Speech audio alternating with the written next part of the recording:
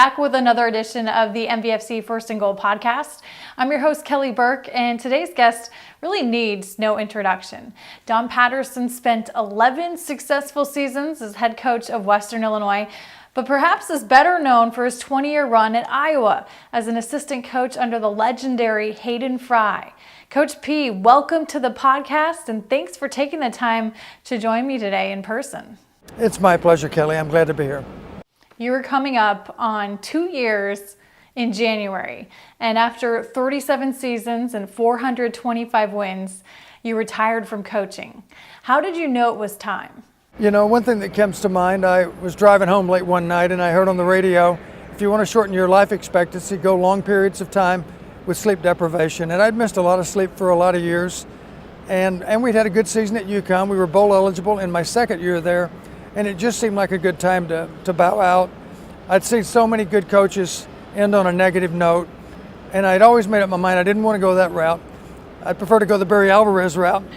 And I didn't finish up with the Rose Bowl season, but I did finish up with the bowl season at UConn. When speaking of great coaches and seasons, Hayden Fry left North Texas and went to Iowa. And you followed him, and that began a memorable 20-year run with the Hawkeyes. What did you learn from Coach Fry and being a part of his staff? You know, I learned so much from Coach Fry. The one thing I learned above and beyond anything else is be sure that your players know that you care about them. Don't be afraid to tell them that you love them, because you do. I've always said I've always had one daughter and 100 sons. And truth is, I love the daughter a little bit more than those 100 sons on any given year. But I also did love those sons. And the players, if they know that you care about them, then they'll do anything in the world to support what you want them to do. You know, they'll run through a wall for you if you treat them the right way. And Coach Fry always did that. I also learned a lot about leadership at West Point. I think that helped me a lot. Positive leadership is really what it's all about. And I've always said, you aspire to be a great coach, and it's difficult to do, but in rare cases, you can achieve that feeling. And it's really this simple, Kelly. Being a great coach means you have inspired your players to play better than what they could even imagine. And that's your goal. It's very difficult to achieve, but every now and then you feel like you get it done. Do you still keep in touch with Coach and members of that staff? Yes, I do. I saw Coach Fry just a month ago down in North Texas. They had honored him. All 6 of his North Texas teams were invited back. There were about 100 players that were back for a banquet on Friday night, and then, of course, halftime during the football game. And the football team even came through. They won the game on the last play of the game. So it was an exciting weekend for Coach Fry to be able to get reconnected with those old players at North Texas. At Iowa, you were a part of 14 bowl games and 3 Rose Bowls, including a Rose Bowl berth in just your 3rd season in Iowa City. Looking back, what stands out about that run and those games? Well, I'm proud to say, Kelly, that's still the fastest turnaround in the history of the Big Ten. When we first came to Iowa, the Big Ten was known as the Big Two and the Little Eight, and I think we know who the Big Two were. Purdue really was the 3rd team at that time in the league, and there were a lot of other teams that were just okay, so it was not that difficult to move our way into the 1st division, but the challenge, of course, was to find a way to knock off the Big Two. And finally in '81, I say finally, it was year 3. I think we were probably picked 7th in the league maybe that year, and we actually won at Michigan 9-7 in a close game. We did not play Ohio State that year. Ohio State complained. We ended up as ties, but they'd been to the Rose Bowl any number of times since Iowa, so that made it our turn to go.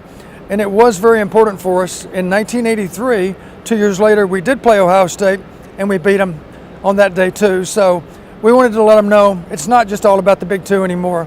There are other teams that can compete for championships too. Do you still talk to your former players? All the time. All the time. It's so gratifying. I remember the day I announced my retirement, Kelly, I don't know, I lose track of how many players contacted me that day. Dana and Hughes was certainly one of them. And it was so gratifying to hear from all these players over all these 37 years. And I told my wife then, I said, there are times when I wondered if it was all worth it, all the sacrifice that you go through as a football coach. But on that day, I knew beyond any shadow of a doubt it was worth it. And the reason I say that is the players were able to tell me, Coach, you made a difference in my life. And then and only then do you realize for sure it's all been worthwhile. You were the offensive coordinator when a guy named Bo Pelini was the grad assistant at Iowa. What kind of potential did you see in Bo as a coach, even back then? We had recruited Bo out of high school. He's from Youngstown, and just like the Stoops boys were, and Bo gave us consideration, but still ended up in Columbus. That's not too surprising if you're from Youngstown, and if Ohio State wants you, then you're probably going to end up there. And I just saw in Bo, first off, the mindset around Youngstown. It's very much a blue-collar town. It's very much a community that loves the game of football, and I know the Penguins have great support in every year, regardless of the win-loss record, but they probably like them a little better when the record's right. But Bo certainly was he was kind of a football junkie, I think you could say. You know, he grew up with the game and loved the game, and he certainly did a good job for us in the short time he was at Iowa, and I'm not surprised that he's gone on to accomplish great things as a head coach. I'm told you and the staff used to give players pregame tests and that they actually had to answer in front of the entire team. Yes. That's something Coach Fry instituted, and the effect it had was really worthwhile. You can imagine if you're a young player especially, you're a little bit nervous about answering a question that's very specific to the game for what your responsibilities are, and being able to do it in front of the team, and of course you have no idea what the question's going to be. I shouldn't say you have no idea. You've taken the written exam. If you've done well with the exam, then you should feel comfortable that you can answer the question. But it's still a lot of pressure on you to perform at that moment in front of your teammates. And the effect it has, though, Kelly, when every coach gets up and asks his players questions, as time goes on over that 10 or 15 minute period, it becomes obvious to all the players on a cumulative basis, we are ready to play this football game. We are prepared mentally and physically to play, and that gives you, of course, a better chance once the game actually starts. Is that something you continued when you were head coach at Western Illinois? Absolutely. We always did that. We always had a mental check. It was going to be part of that exam. Dana would probably complain that my exams were a little too extensive, but I always like to say, I'm going to prepare you for all possibilities that happen in the game, and then there are no surprises on game day. So the exams did get a little bit long at times, but the players never seemed to complain directly to me. I think they probably complained among themselves a little bit. Danon Hughes, former Hawkeyes wide receiver turned Valley football analyst, had high praise for you and the staff for allowing him to do his touchdown celebration dances. Well, one of my favorite framed pictures in my house is a shot of Danon Hughes. He's in the end zone. He is swinging an imaginary bat, and I'm pretty sure it was hit out of the park. He was a great baseball player, as you know, and what would be more proper for him to celebrate in the end zone with a home run swing? As you just alluded to, Danon was a two-sport athlete in college, and that's something he's not only very proud of, but thankful that you and Coach Fry and the rest of the staff allowed him to do. You know, in this day and age of specialization in high school, what concerns you most about that trend, and why do you feel like it's important to be well-rounded as a high school athlete? I think it is unfortunate that a lot of coaches nowadays discourage young student athletes from participating in more than one sport. I think it's pretty easy to get, I think it's more easy to get burned out on a specific sport if that's really all that you do with your free time. I think it's healthy to go from one season to the next and play at least a second, if not a third sport. And to be able to do it in college is pretty amazing. You got to be a rare athlete to achieve that, but Danon was that kind of athlete, and if he's been telling you all these years, Kelly, that he really was a good player, he wasn't lying to you, he really was. You held nearly every assistant coaching position throughout your career. What is your favorite position group to coach, and why? I think I would have to say being an offensive coordinator and also being in charge of both quarterbacks and receivers. Now that's a lot because you've got of course, quarterbacks and receivers are two entirely different positions, and then to coordinate the offense at the same time is difficult. You just have to be one that can operate without a whole lot of sleep. It's a very time-intensive job, and I used to like to explain it this way. At the end of a game, you have 165 hours on average to get ready for the next game. Most of those hours need to be spent in waking mode. My goal on Sunday night, Monday night, Tuesday night, Wednesday night, Thursday night was to get 4 hours sleep, and I was able to function pretty well with that. People always ask me, aren't you really nervous the night before the game? And the answer is, no, I'm exhausted. So I always get a great night's sleep on Friday night, and then I'm ready to go on Saturday. So how much sleep are you getting now that you're retired from coaching? And what's the transition been like, getting more than 4 hours of sleep a night? I've always been very much a night person. I always felt, some people don't do their best at night, but I've always felt that was my best time in terms of game planning and working. And even now, I get probably 6.5 hours sleep, I guess. It's just hard for me to sleep much longer than that. That's enough for me, I think. Your body is so accustomed to your coaching days. Yeah, but I did learn I want to get a lot more than 4 or 5, because that's simply not enough. After Coach Fry announced his retirement, you took the head coaching job at Western Illinois, where you were for 11 seasons. What was so special about Macomb and your 3 NCAA postseason bursts and that #1 ranking you achieved? The thing that comes to mind for me first, I remember when the associate AD who was on that selection committee, when he contacted me, he said, "Coach, we know how much money you've been paid at Iowa, and we're not sure we can afford you. We'd love to consider you as our coach, but we're not sure that we can meet your salary demands." And I said, for me, it never has been about money. And just so you know, if you want me to be your coach, I'll take exactly what the last guy made.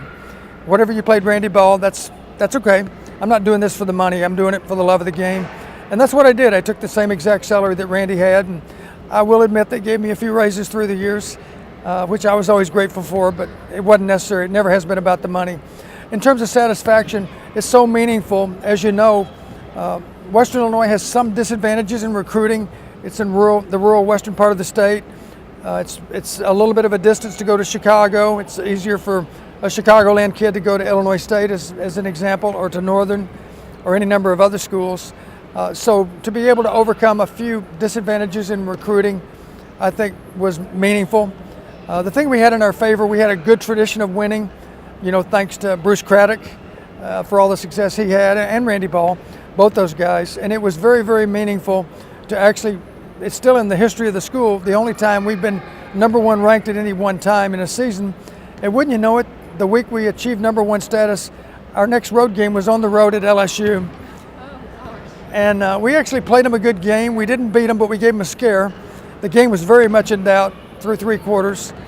And I think one reason we played so well is we weren't just representing Western Illinois, we were really representing all of 1AA football.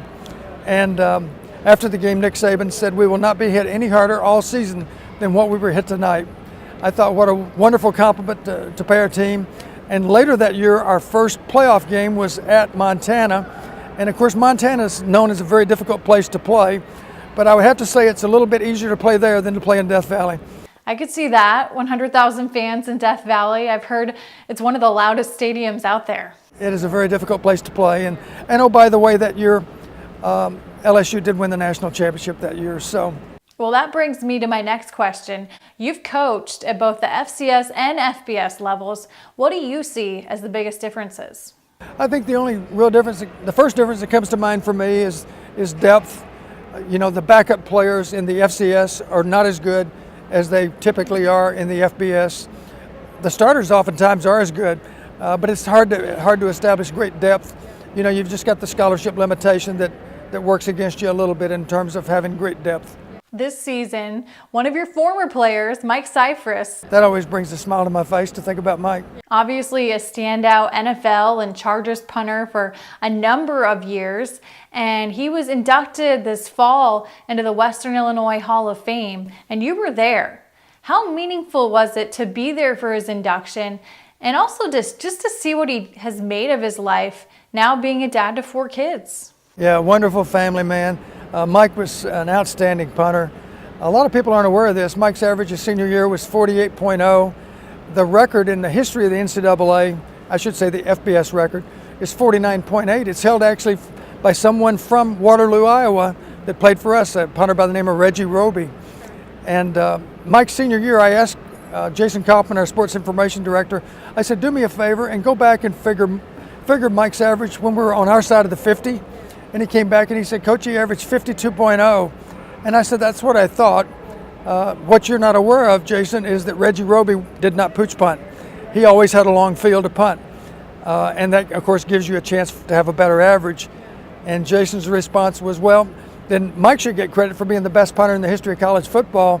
And I said, well, the only problem with that is we only punted, Mike's senior year, we punted 53 times in 13 games. And if you eliminated the pooch punts, he wouldn't have enough punts to qualify for the NCAA record. But the fact that he was one of the best punters in the NFL speaks for itself. I know after one particular playoff game against the Indianapolis Colts, Peyton Manning said after the game, we were beaten tonight primarily because of Mike Cypress. What a great compliment to a punter on any level.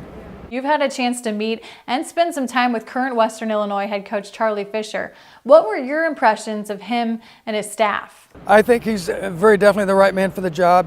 Charlie's very much a people person. We talked earlier about being sure that your players understand that you care about them. Charlie's connected with the players on that level. I'm excited to see what they might do in the playoffs. I'm a little premature to say they're in the playoffs, but I think they'll certainly have a chance to be in the playoffs.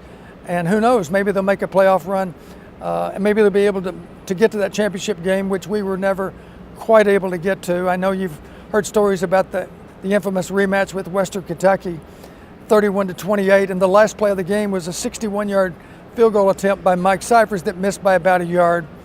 And then 2 weeks later, 13 days later, Western Kentucky won the national title. I've always felt if we were on opposite sides of the bracket, we would have probably been playing for the national title that year. That's one of our best teams. How closely have you followed Western Illinois' season this year? Well, since we've been back, we saw a game a year ago, and we saw a game this year. And I've been back for spring ball also, so I'm fairly well connected with the players. One quick story that's pretty interesting.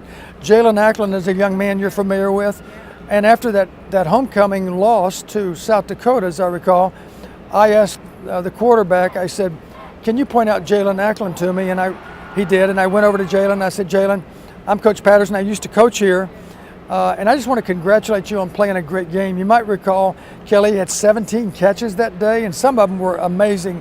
They were highlight reel catches.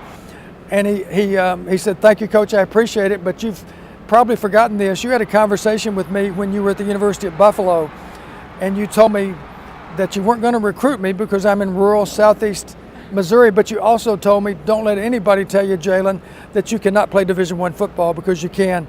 And he said, that meant the world to me that you told me that 4 years ago, and it's one reason I'm playing well today is because I had confidence, in part because you gave me confidence. And that was really meaningful for me to hear that. It was not that difficult to offer him some words of encouragement because he looked that good on the tape, and he was from rural Missouri, but he could still play, and he was a state champion hurdler too, so it's kind of hard to overlook that kind of talent sometimes. And here he is coming into this week. I think he only needs 25 yards to break the Western Illinois school record. Well, it couldn't happen to a nicer young man. He's kind of played in the shadows of other players in the early years, because they've had such a good receiving corps. So I'm really happy for Jalen that he's had a great senior year. You were diagnosed with cancer in 2008.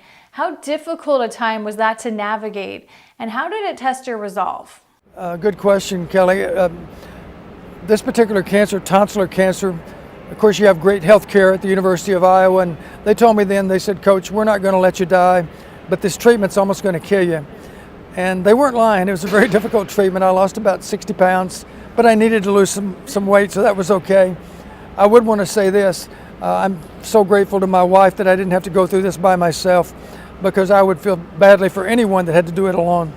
I didn't have to, and I had so much support from my wife and my daughter, and from players too, and old friends, and coaching, and outside of coaching for that matter. And the thing that hit me is, when you finish the treatments, you have to wait 90 days to get a PET scan, and until then you really don't know if you're out of the woods or not. And I was able, as I thought about it, there was a wonderful movie at the time called The Bucket List, and you've probably seen the movie. I was able to say to my wife and daughter, as we were anticipating this test, I said, if we get bad news, I'm okay with it, because I've really led a great life. Now, don't get me wrong, I don't want to die, but if my days are numbered, I'm okay with that, because it's been fun every step of the way, and I have no regrets, and it's meaningful that you can wind down your life with no regrets, and I've been able to do that, and with a little bit of luck, I'll be around for another 20 years, but can't count on it, of course. Someone told me that you are a huge Neil Diamond fan. What is your favorite song, and how did that love of Neil Diamond come to be? I would probably pick Sweet Caroline, I guess.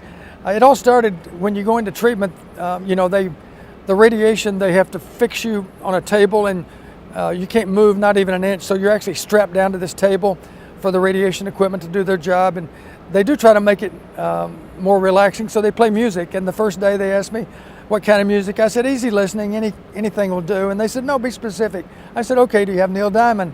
And they said, yes, we do. So we listened to Neil Diamond in day one. And then the next 34 treatments were all that same CD from Neil Diamond. We would start it in a different place every day, which helped, but it gives you an idea that I really did appreciate his music. And then the rest of that story, Kelly, I hope we have time to tell it. My daughter got it in her head, wouldn't it be neat if my dad could meet Neil Diamond? So she had written to Neil and got to know his traveling road manager very well. And she told Brooke, she said, Neil appreciates your father's story, but Neil doesn't meet people before concerts. And that year that we were waiting on that PET scan, Brooke said, I have an idea. Let's have a non-traditional Christmas. Let's go to Las Vegas. And Neil Diamond is one night only in Vegas on January 2nd. And I said, well, that's easy for you to say because I'm going to have to pay for the trip. And we did. We met Coach Fry and Shirley at the concert. And here's the rest of the story, Kelly. 2 days before the concert, the road manager called up, Lauren called up and said, you're not going to believe this, but Neil wants to meet your dad. So here we are backstage to meet Neil Diamond, and the most incredible thing of all of that, there was a woman backstage that came over. She was immaculately dressed. She had a couple of attendants with her. She came over and she said, excuse me, are you the Pattersons? And I said, yes, ma'am, we are. And she said, I've been wanting to meet you because I had throat cancer myself, and I'm still doing okay. I didn't know who it was for sure, but I suspected I knew, and I was right. It was Neil Diamond's mother. Wow. Rose was 90 years old at the time. I think she's still alive. But just a wonderful, wonderful person. And it was so neat to see Neil Diamond in concert with his mom in attendance because he announced to the crowd, it means a lot to me tonight because my mom's here. How are you enjoying retired life? I'm staying busy. I'm doing analytical stuff. I'm doing a lot of analytical stuff for Iowa and for Kansas State and for Arkansas. Those are friends in high places at all three schools. I enjoy that a lot. I'm also doing a radio show on Mondays about Hawkeye football, which I enjoy a lot. I work maybe one day a week at a golf course. I'll do anything for free golf. And I do have responsibility sometimes for the grand dogs. If my daughter's out of town, I'm the one that gets to let the dogs out. What type of dogs? Schnauzers. We always had Schnauzers. She has 2 Schnauzers now, and they're wonderful dogs. My wife grew up with the Schnauzer when she was a kid even. So there's a family history of Schnauzers. That's awesome. How's your golf game? I'm respectable. Yeah. If I can play bogey golf, I'm doing pretty well. Does your daughter live nearby? She's moved to Iowa City, and her husband is also born and raised in Iowa City. So they've known each other. He's a huge Hawkeye fan, so he really thinks he's hit it out the park. What are the odds that his father-in-law could be a Hawkeye coach? Is there anything I haven't asked you that you think is important to know or you'd like to share? The only thing that comes to mind, I guess, is just lifetime philosophy. The thing I appreciated about Coach Fry, he always had time for other people, and that really struck me the right way. And I ran across, it's a quote from a French writer, and I'll just paraphrase what it says. It goes something like this: I expect to pass this way but once. Any good that I can do, let me not defer or neglect it, for I shall not pass this way again. And that's really been my philosophy on life. If you have a chance to be pleasant to someone else, how hard is that? It's not hard at all, and it's amazing what you can accomplish if you're just simply nice to people. You always seem to get back more than you give, I think, and I guess that philosophy's been very helpful to me in my coaching career. Does everyone still call you Coach? Coach P, typically, or I think the players behind my back, Dana to be one of those guys. He'd probably call me Donnie P. That's what the players used to call me behind my back. They call me Coach P to my face, but Donnie P behind my back. Even now my wife sometimes calls me Donnie P. Coach P, thank you so much for taking the time to join me today. It was a fascinating conversation, and I'm so glad we got a chance to meet in person. Kelly, it's been a thrill to me to meet you, and I appreciate your time, and thank you for doing this interview. I greatly appreciate it.